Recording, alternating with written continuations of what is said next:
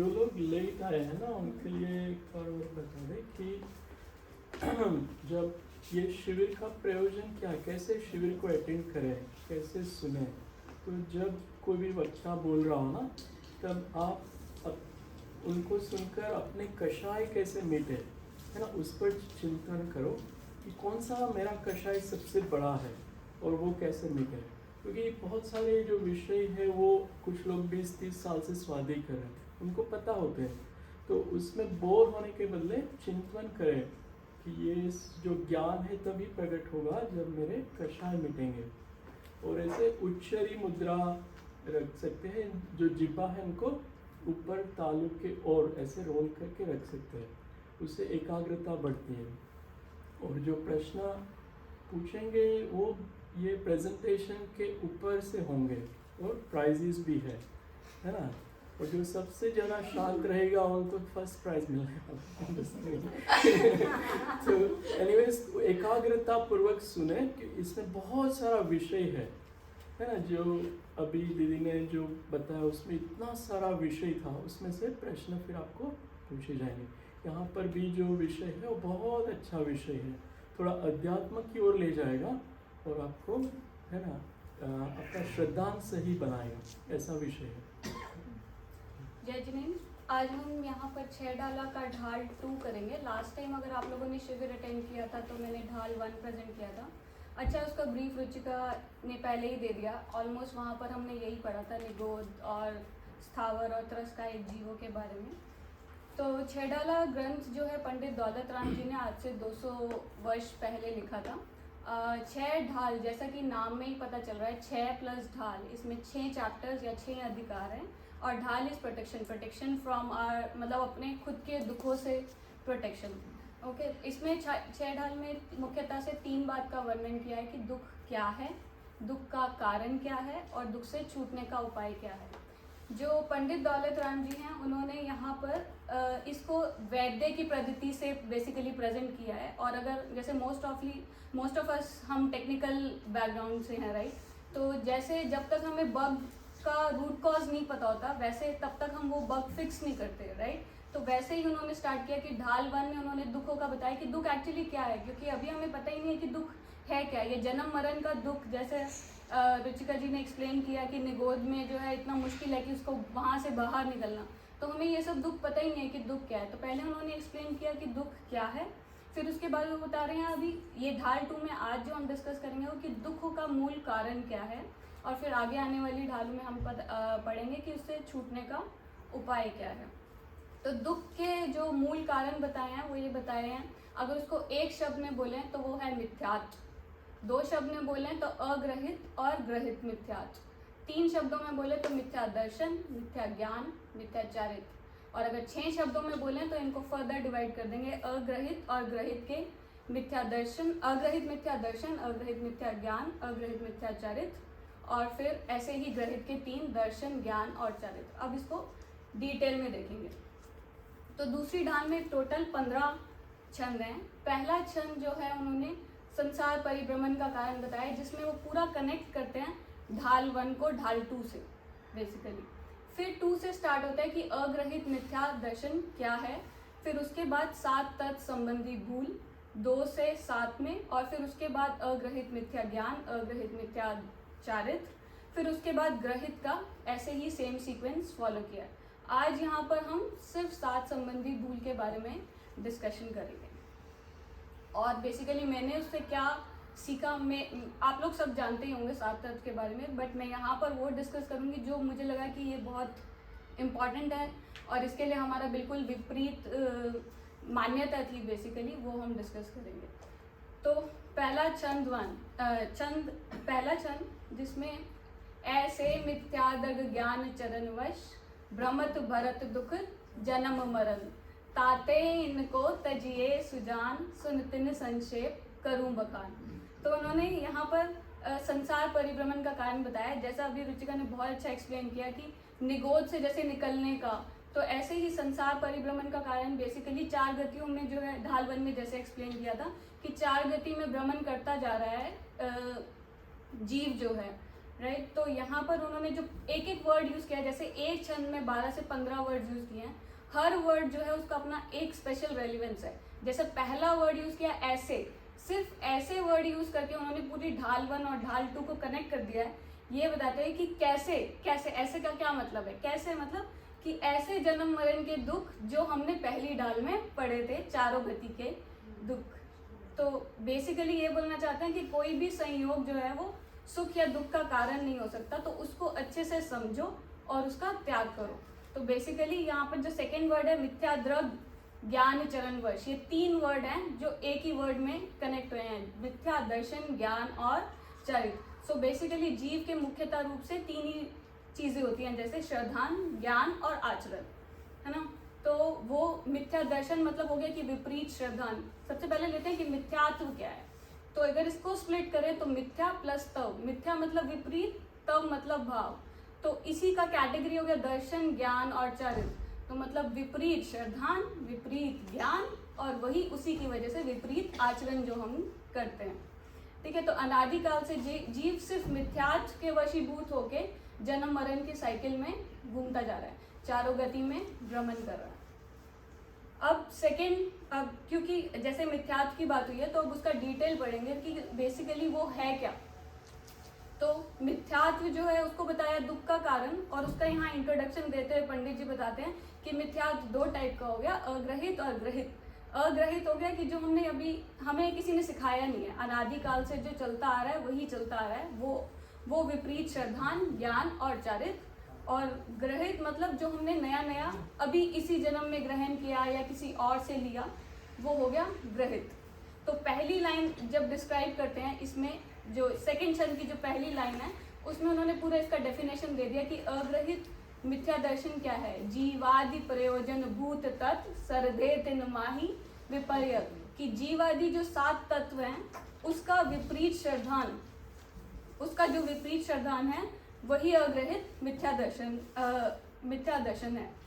इसको एक्सप्लेन करने के लिए कि जैसे एग्जाम्पल क्या हो गया कि जो अनादिकाल से चलता आ रहा है वो क्या है, वो है कि देह और आत्मा को एक ही मानना। मतलब इंसान बोलता है कि मैं से वो कॉन्टेक्स्ट उसका ये रहता है कि शरीर, बेसिकली मेरा शरीर, तो वो देह और आत्मा को एक ही मानता है। और जैसे और जो बहुत पहले से चला आ रहा है कि बचपन में जैसे जो बच्चा होता है वो पैदा होते ही रोने लगता है, उसको पता है कि अगर रोऊंगा तो मतलब मुझे खाना मिलेगा या मतलब दूध मिलेगा। तो वो चीज़ें जो है वो उसको किसी ने सिखाई नहीं कि तुझे रोना है क्योंकि तुझे भूख लगी है। तो वो चीज़ें जो चलती आ रही हैं वो अग्रहित होगी कि जो अनादिकाल से है। ऐसे ही ग्रहित में हो गया कि जो हमने यहाँ पर नया नया ग्रहण किया, जैसे कुदेव, कुगुरु, कुधर्म का सेवन जो है वो हमने नया सीखा। जैसे बिल्ली रास्ता काट गई तो रुक जाओ, ये जो है ये हमने यहीं आके सीखा, हमें पहले नहीं पता था। धीरे धीरे कोई कुछ बता देता है, उस पर लोग मानने लगते हैं और फिर वही करने लगते हैं। तो जो इसमें बताया अभी तत्व का जो ऑपोजिट श्रद्धान है वो अग्रहित मिथ्या दर्शन हो गया। तो अब समझते हैं कि तत्व है क्या। मतलब सारे जगह जब भी हम जाते हैं तो सब बोलते हैं कि 7 तत्व।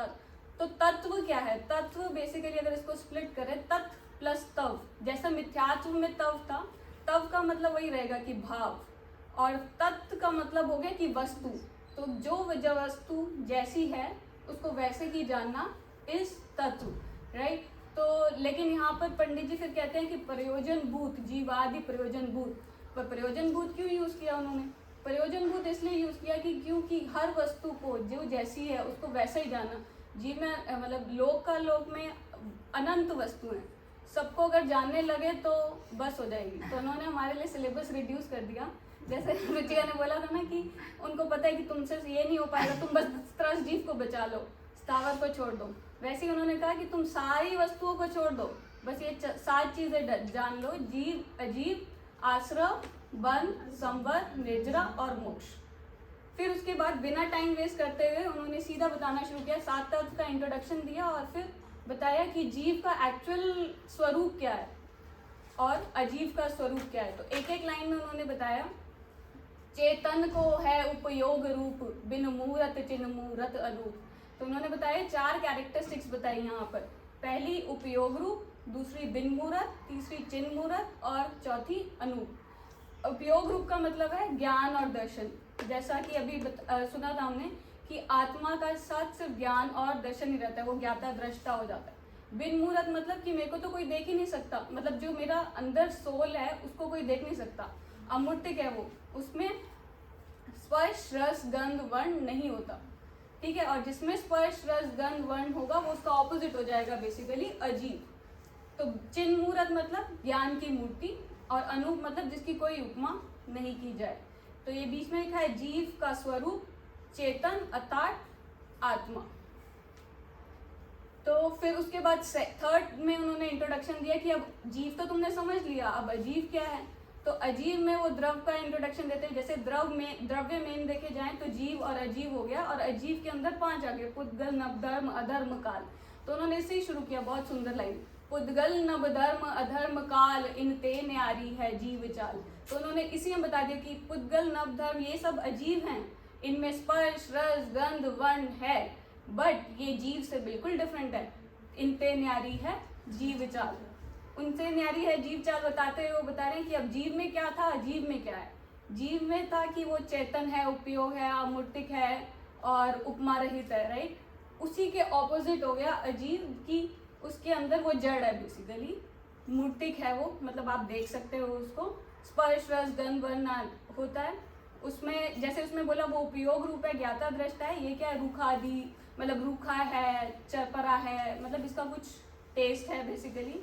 और ये अजीब जो है ये अनंत परमाणुओं का पिंड है बेसिकली, काफी सारी चीजों को मिला के एक चीज बनाई गई है, वो है मटेरियलिस्टिक है बेसिकली। तो अगर इसका क्रक्स देखें तो जीव में हो गया कि स्वयं आत्मा, और अजीब में हो गया पुद्गल जिसका कोई शरीर है। आगे चलते हैं। अब उसके बाद सीधा यहाँ से अब शुरू होगा हमारा मेन टॉपिक, जिसके अंदर हम तत्व का 7 तत्वों का ऑपोजिट शब्दांत एक एक करके एक एक लाइन में देखेंगे। तो इसमें इसी की जो थर्ड छंद की सेकंड लाइन है उसमें बोला ताको ना जान विपरीत। पहले उन्होंने इंट्रोडक्शन दिया कि जीव और अजीव कैसे डिफरेंट है, उसके बाद उसको बोला ताको ना जान विपरीत मान करी करे देह में निज पहचान। मतलब उसको तो मैंने जाना नहीं कि ये जीव जो है अजीव से डिफरेंट है, वो मैंने जाना नहीं और इसका बिल्कुल ऑपोजिट शब्दांत किया।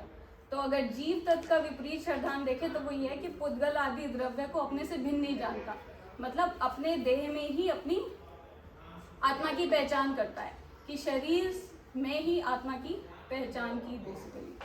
फिर उसके बाद उसको और ज़्यादा ठोर कर उसको और ज़्यादा एविडेंसेस देने के लिए पंडित जी ने अगला छंद एक स्पेसिफिकली इसके लिए लिखा कि मैं सुखी दुखी मैं रंग कराव, एक्सप्लेन करने के लिए, क्योंकि हमें समझता नहीं है ना ये कि हम किस कॉन्टेक्स्ट में, क्योंकि हम साइंस में पढ़ते हैं लिविंग बीइंग और नॉन लिविंग बीइंग। जो मेरे लिए रुचिका भी जीव है और मैं भी जीव हूँ, रुचि दीदी भी जीव है और मैं भी जीव हूँ, बट यहाँ पर बिल्कुल बोला कि वो है जीव पर वो पर और भिन्न जीव है मुझसे जीव। अगर मैं अपनी आत्मा के रेफरेंस में देखूँ तो वो भी मेरे लिए अजीब ही है, राइट। तो वो ये बोलता है कि मैं सुखी दुखी मैं रंग राव, मेरे धन ग्रह गोधन प्रभाव।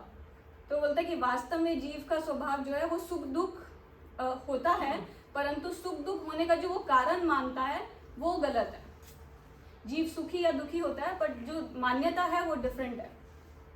तो इसमें 4 बातों का वो किया है बेसिकली डिस्क्रिप्शन की एकत्व भाव से करता है, ममत्व भाव से करता है, कृतत्व भाव से करता है और भोक्तत्व भाव से बेसिकली वो ऐसी गलती करता है। जिसमें एकत्व में क्या बोलता है, वो जीव को अजीव को जीव मानता है। ममत्व से क्या करता है, मेरा घर है, मेरा धन है, या मेरी गाय है, या मेरा फोन है, इससे करता है, मतलब पदार्थों से बेसिकली नॉन लिविंग थिंग्स से वो बोलता है कि ये मेरापन है। और कृतत्व मतलब मैंने ये काम किया, पराग जी ने शिविर वो किया तो हमने ज्वाइन किया। अगर अब ये इसके लिए वो करते हैं प्राउड, मतलब हो सकता है कि गलत है मैंने किया, मेरे करने से ही हुआ, मैंने खाना बनाया तो ही मेरे हस्बैंड ने खाया, लाइक दैट। और ऐसे ही भोगत्व में मतलब मैंने भोगा, मैंने वस्तु का जो सुख है वो भोगा। तो वो यहाँ पर एक्सप्लेन किया है कि मैं सुखी मैं दुखी, तो वो सुख दुख जो है वो भोग की परिणति से मांगता है कि मैंने खाना खा लिया तो मैं अभी बड़ा सुखी हो गया, मुझे खाना नहीं मिल रहा था तो मैं दुखी था। ऐसे ही फिर वो मेरेपन में करता है, तो वो कि आत्मा का जो रियल धन है, जैसे हम प्रभु पतित पावन में पढ़ते हैं ज्ञान धन मेरो हरो, राइट। तो वो आत्मा का रियल धन जो है वो ज्ञान है वो नहीं जानता, बट वो ऐसे जानता है कि मेरे पास इतना पैसा है, इतनी एसेट्स है, इतना वो है, वो इससे बेसिकली अपने आप को तोलता है। फिर उसके बाद मेरा सुत तिये मैं सबल दीन, मतलब मेरे पुत्र, मेरे वो वाइफ या मतलब अपनी फैमिली को ही बहुत ज़्यादा वो मानता है और उसी को प्राथमिकता देता है। और फिर उसके बाद अपने आप को ऐसे कांटेक्ट करता है कि मैं निर्बल हूँ, मैं सुंदर हूँ, मैं इंटेलिजेंट हूँ। एक पीस ऑफ पेपर से, क्योंकि मेरे 100 ऑफ 100 आए तो मैंने सोचा कि मैं बहुत इंटेलिजेंट हूँ, बाकी सब क्लास में जो है वो बहुत नालायक है। तो ये जो है ये सब जीव तत्व संबंधी भूल हो गई। अब नेक्स्ट हम देखेंगे अजीव संबंधी भूल। ये नेक्स्ट चंद ने बोला, तन उपजत अपनी उपज जान, तन नशत आपको नाशमान। सो बेसिकली जब शरीर का जन्म होता है, जब हमने जन्म लिया तो उस हिसाब से हम जन्मदिन अपना सेलिब्रेट कर लेते हैं। तो अब जब हम बर्थडे सेलिब्रेट करेंगे तो हमें याद रखना है कि तन उपजत अपनी उपज जान, ये अजीव तत्व संबंधी भूल है। तो एटलीस्ट हम वो नहीं करेंगे कि कर भी रहे हैं तो उसमें बहुत ये नहीं मानेंगे कि बहुत अच्छा काम किया, बहुत बड़ा सेलिब्रेशन किया और ये किया। तो इसमें है कि शरीर की उत्पत्ति से अपना ही अस्तित्व मानता है, शरीर से ही मुझे सुख दुख हो रहा है वो जानता है कि अगर मुझे चोट लग गई तो मुझे दुख हो गया, शरीर से मुझे ज्ञान हो रहा है, बेसिकली इंद्रियों से मुझे ज्ञान हो रहा है कि मैंने कुछ देखा या कुछ पढ़ा तो उससे मुझे ज्ञान हो रहा है, वो जानना। ये सब अजीव तत्व संबंधी भूल है। एग्जाम्पल के लिए हो गया कि बहुत मतलब माइन्यूट सा डिफरेंस है कि मैं शरीर हूँ, ये जीव तत्व संबंधी हो गई, शरीर ही मैं हूँ, ये अजीव तत्व संबंधी भूल हो गई। तो बेसिकली किसी को जीव संबंधी भूल है तत्व संबंधी, तो उसको अजीव तत्व संबंधी भूल भी होगी। तो यहाँ पर एक छोटा सा टेस्ट है, जैसे दिया कि बेटे से वंश चलता है, तो ये कौन सी टाइप की भूल हुई? ये हो गई अजीव को बेसिकली जीव माना, तो अजीव तत्व संबंधी भूल हो गई। ऐसे परिवार ही मैं हूँ, तो मतलब परिवार हो गया भिन्न जीव, और जीव मतलब अपने आप को वो मान लिया, तो वो भी हो गई अजीव तत्व संबंधी भूल। ऐसे लता मंगेशकर जैसी आवाज़ होगी तो मैं सुखी हो जाऊंगी मतलब ऐसा लगता है कि भाई बिल गेट्स जितना वो कर लिया तो वो हो जाएगा। तो मतलब ये जीव संबंधी भूल हो गई बेसिकली कि मैंने अपने आप का सुख जो है वो उस चीज़ में माना, वो सुखी तो मैं सुखी। लाइक अगर बच्चा सुखी है, बच्चा खुश है तो हम भी खुश हो जाएंगे, बच्चा दुखी है तो हम भी दुखी हो जाएंगे। तो ये अजीव संबंधी बेसिकली पर वस्तु में ही अपना सुख मानना। मुझे टीवी से ज्ञान हुआ, मतलब ये अभी मैंने एग्जांपल दिया जैसे कि मुझे उससे ज्ञान, यानी इंद्रियों से हमें ज्ञान नहीं हो रहा, आत्मा से ज्ञान हो रहा। ठीक है, तो आगे अब हम चलते हैं आश्रव की तरफ। आश्रव जो है वो बहुत मतलब थोड़ा डिफिकल्ट टू अंडरस्टैंड। जैसे बोलते हैं जब भी कभी कोई पूछता है कि आश्रव क्या है तो बोलते हैं कर्मों का आना इज आश्रव। बट इसमें पंडित जी ने थोड़ा सा और लो लेवल पे जाके एक्सप्लेन किया है कि कर्म तो हैं, बट कर्म को आने का रूट कॉज क्या है। तो जैसे हम काफ़ी स्तुति में भी पढ़ते हैं, आज सुबह हमने पंच परमेष्टि की पूजा में भी पढ़ा है, कर्मों की ज्वाला धधक रही, संसार बढ़ रहा है प्रतिपल, संवर से आश्रव को रोकूं, निर्जरा फिर भी महके पल पल। तो और ऐसे हम अहो जगत गुरुदेव में पूरी जैसे स्तुति है वो पूरी कर्मों पे है कि कर्मों की बेड़ियां लगी हैं, पुण्य और पाप हो रहा है। बट इसमें पंडित जी बताते हैं कर्म जो आश्रव है वो जीव और अजीव दोनों की ही पर्याय है। तो बेसिकली अगर हम राग आदि भाव करते हैं, मोह राग और द्वेष, वो दुख का कारण होते हैं।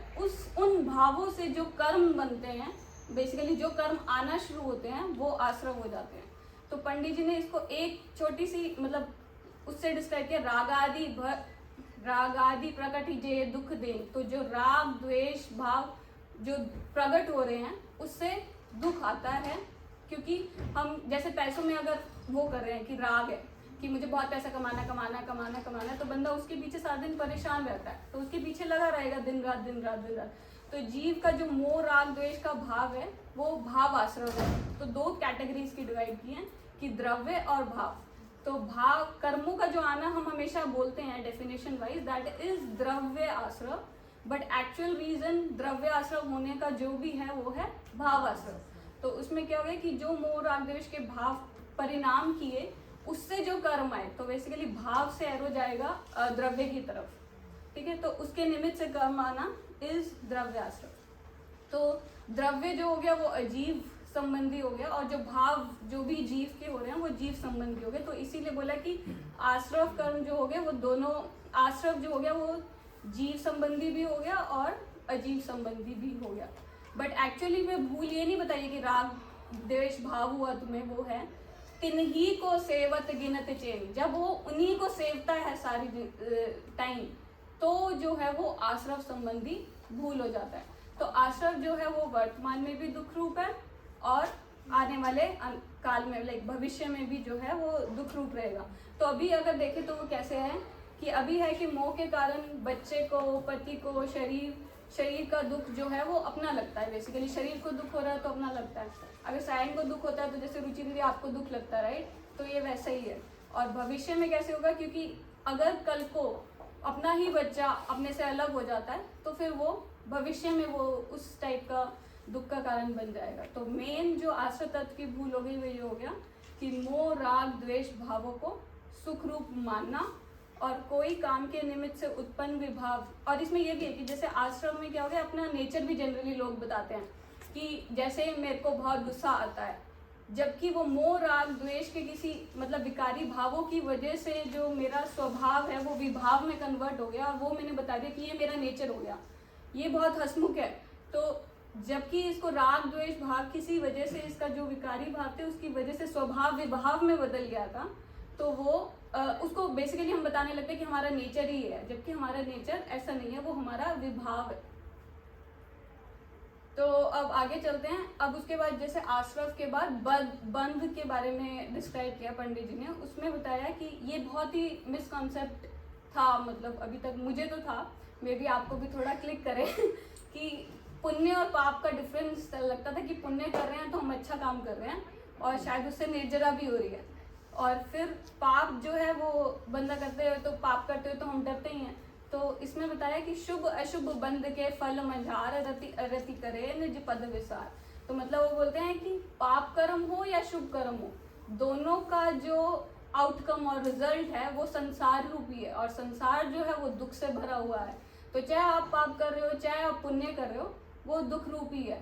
बट हाँ, डिफरेंस ये ऐसा नहीं है कि मैं ये बोल रही हूँ कि फिर इससे अच्छा पुण्य छोड़ के पाप भी करना चालू कर दो, नहीं, ऐसा नहीं है। बट डिफरेंस सिर्फ यहाँ पर इतना है कि बुरे से थोड़ा सा अच्छे को बेसिकली कह दिया है कि सुख है, कि नरक गति मिलने से अच्छा कि देव गति मिल रही है तो आपको थोड़ा सुख है। बट क्योंकि वहां पर भी भोग और विषय कषाय में पड़ा रहता है इंसान, तो वो भी दुख रूप ही हो जाता है, राइट? तो बस इसको सुखी की डेफिनेशन इसलिए बोलिए कॉन्टेक्स्ट ऑफ, मतलब रेफरेंस ऑफ, कि जो ज्यादा दुख से थोड़ा कम दुख जो है वो बेटर है, तो उस टर्म में। तो यहाँ पर बोला कि शुभ अशुभ दोनों कर्म ही पुरुष को बांधते हैं। तो बंधन तो किसी भी चीज का बुरा है, जैसे चाहे सोने की बेड़ी हो चाहे लोहे की बेड़ी हो, बेड़ी तो बेड़ी है। अगर पिंजरे में हम पक्षी को बंद कर रहे हैं, चाहे वो सोने का हो, तो भी अगर आप उसको खोलोगे तो वो उड़ना पसंद करेगा, राइट? तो यहाँ पर ये बताया, और ये वाली लाइन से बेसिकली डिस्क्राइब किया उन्होंने बंध तत्व संबंधी भूल। तो पाप और पुण्य के दोनों को अहितकारी नहीं मानता है। वो बोलता है कि पाप कर्म जब मैं कर रहा हूँ तब तो बुरा है, और जब पुण्य कर रहा हूँ तब अच्छा है। तो बंधन तो हर समय ही बुरा है। ये जो है थोड़ा सा अच्छा मतलब है कि हमें कंफ्यूजन रहती है कि पाप और पुण्य में। उसके बाद आगे है संवर तत्व संबंधी भूल। तो उसमें संवर में जैसे अभी पूजा की जो लाइन बोली थी, संवर से आश्रव को रोकूं, तो बेसिकली ये बिल्कुल ऑपोजिट हो गया जो हमने आश्रव के लिए पढ़ा था। तो अब जब हमें शुद्ध भाव की बेसिकली उत्पत्ति होती है, उसमें क्या था, शुभ और अशुभ भाव की जब उत्पत्ति होती है तो आश्रव होता है। जब शुद्ध भाव की उत्पत्ति होने लगती है तो अब संवर होता है। तो हम संवर से आश्रव को रोक सकते हैं। तो इसमें बताया कि जनरली हमें कैसे होता है कि आत्म हित हेतु विराग ज्ञान ते लखे आपको कष्टदान, कि जो भी हम आत्मा के हित के लिए करते हैं वो हमें कष्टदायक लगता है। जैसे मंदिर आना सबसे मुश्किल काम है कि मुझे ऑफिस सुबह 9 बजे कॉल स्टार्ट करनी होती है, तो मंदिर स्किप हो जाएगा तो चलेगा, बट खाना स्किप नहीं होगा, क्यों, मैं ब्रेकफास्ट तो करूंगी। तो सबसे पहले सबसे मुश्किल लगता है कि मंदिर आना, ओ यार मेरे पास टाइम नहीं है स्वाध्याय के लिए, आज मेरी इस टाइम कॉल है, ये नहीं हो पाएगा। सबसे पहले स्किप जो होता है वो होता है कि अपनी आत्मा रिलेटेड जो भी है वो स्किप हो जाता है। तो बेसिकली जैसे इसमें एक लेफ्ट पिक्चर है और एक राइट पिक्चर है, तो ये बोलते हैं कि जैसे स्वाध्याय और अपने आत्महित हेतु जो भी बंदा काम करना चाहता है वो उसको कष्टदायक लगता है। ऐसा मतलब मुश्किल है तो वो क्या कर रहा है, छोड़ के चला जा रहा है, तो उसको आत्मा के हित के प्राप्ति जो भी है उसमें विरक्ति आ रही है, सम्यक दर्शन जो है वो सही नहीं लग रहा है, और बहुत मुश्किल है कि हमें भोगों में उदासीनता आ जाए या शरीर संसार और ये सब जो है मतलब यूजलेस लगने लगे, वो सब बहुत मुश्किल है। तो बोलते हैं राग द्वेष का अभाव और ज्ञान दर्शन आत्म हित के कारण को वो उसको लगता है कि ये दुख देने वाले हैं मुझे, अगर मैं ऐसा करूंगा तो इससे मुझे दुख आएगा। तो इसमें संवर जैसे आश्रम में बताया था कि वो वर्तमान में और भविष्य में दोनों टाइम सुख देने वाला है, संवर उसका बिल्कुल ऑपोजिट है कि वो वर्तमान में भी सुख देगा, सुखरूप होगा, और भविष्य में भी वो सुखरूप होगा। तो तत्व संबंधी भूल क्या हो गई इसमें यहाँ पर संवर की, कि आत्मा के ज्ञान में ही कष्ट लगना और भोगों में हमें सुख लगता है, कि जो भी हम भोग रहे हैं, खाना खा रहे हैं या वो कर रहे हैं, वो सब में हमें सुख लगता है। ठीक है, फिर उसके बाद अगली लाइन अगले में हाँ, फिर हम निर्जरा पे आते हैं। तो निर्जरा में बताया जैसे अभी संवर निर्जरा में हो गया कि इच्छा की पूर्ति में सुख मान रहा है वो, और इच्छा के अभाव में सुख नहीं मानता है। तो मतलब जैसे ये इधर दिखाया है कि इच्छा का अभाव ना करना, उसको लगता है कि इच्छा की अगर मेरी पूर्ति हो रही है तो मैं सुखी हो रहा हूँ, और इच्छा की पूर्ति में अगर मैं अभाव कर रहा हूँ या रोक रहा हूँ तो नहीं हो रहा। तो उसमें बहुत अच्छी छोटी सी लाइन यूज की है, रोकी न चाह निज शक्ति खोए, निज रूप निराकुलता न जोए। तो उसमें ये जैसे बंध के कॉन्टेक्स्ट में, जैसे आश्रम को संवर से कनेक्ट किया था, तो बंध को निर्जरा और मोक्ष से कनेक्ट किया। तो जिसको बंध संबंधी भूल हुई कि शुभ अशुभ था ना, तो शुभ अशुभ कर्म के फल में जा, बंध के फल में जा, तो उसमें बताया कि जिससे बंध संबंधी भूल है उसे निर्जरा और मोक्ष संबंधी भूल भी होगी। जैसे उपवास में दुख लगता है कि बड़ा मुश्किल है यार, इतनी देर तो भूखा नहीं रह जाएगा। जैसे आज तो रागी ने बोला कि आकाशना करनी है, पता नहीं अभी कितने लोगों ने की होगी। उपवास का बोला था वैसे।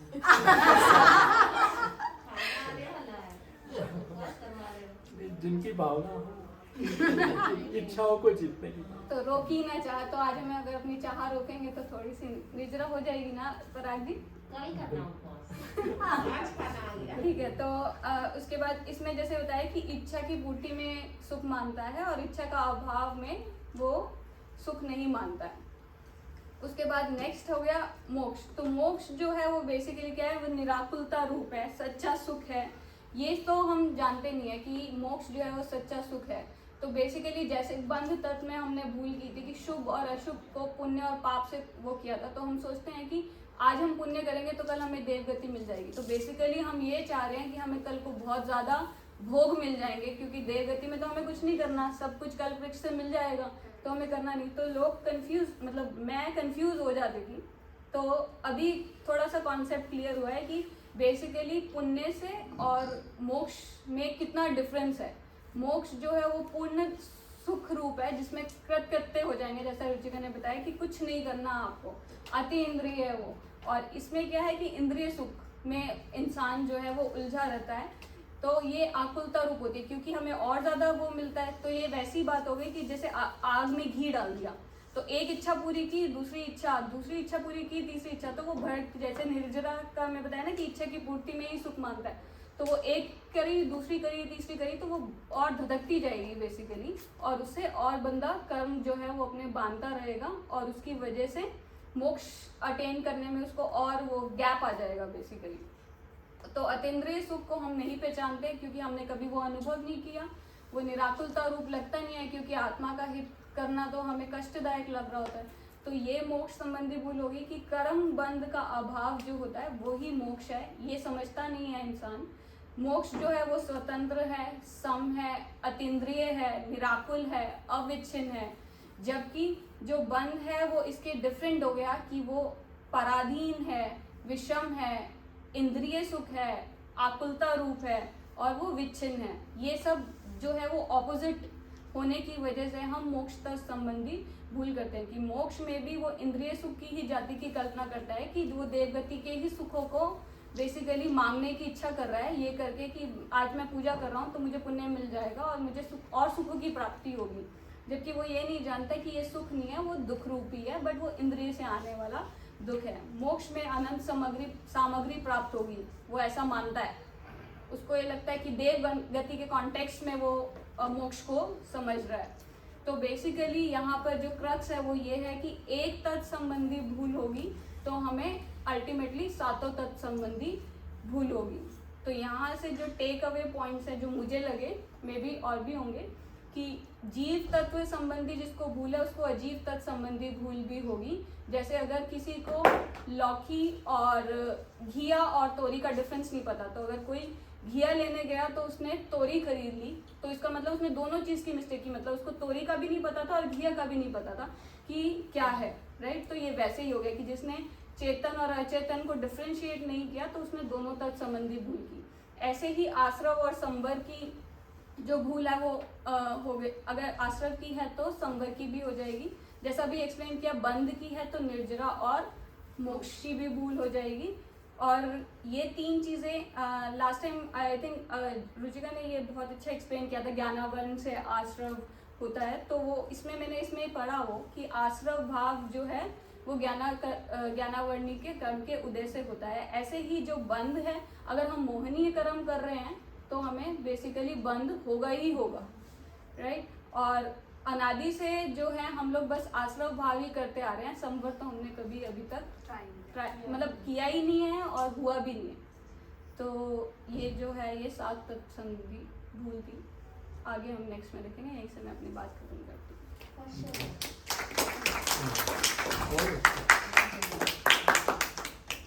तो क्वेश्चन ये है कि जब आश्रम से सारे कर्म आ ही रहे हैं, ऐसे आ रहे हैं तो वो बन ही जाएंगे, तो बन ही को क्यों रखा? I cannot, unless नहीं आप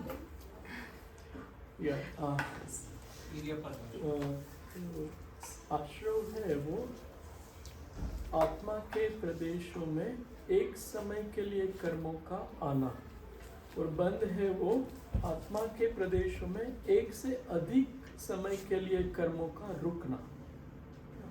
आश्रव है वो बस आना है, एक समय के लिए वो आए हैं, और फिर बंध है वो एक समय से अधिक अगर आत्मा के प्रदेशों में रुक जाए कर्म तो उसे बंध कहा है।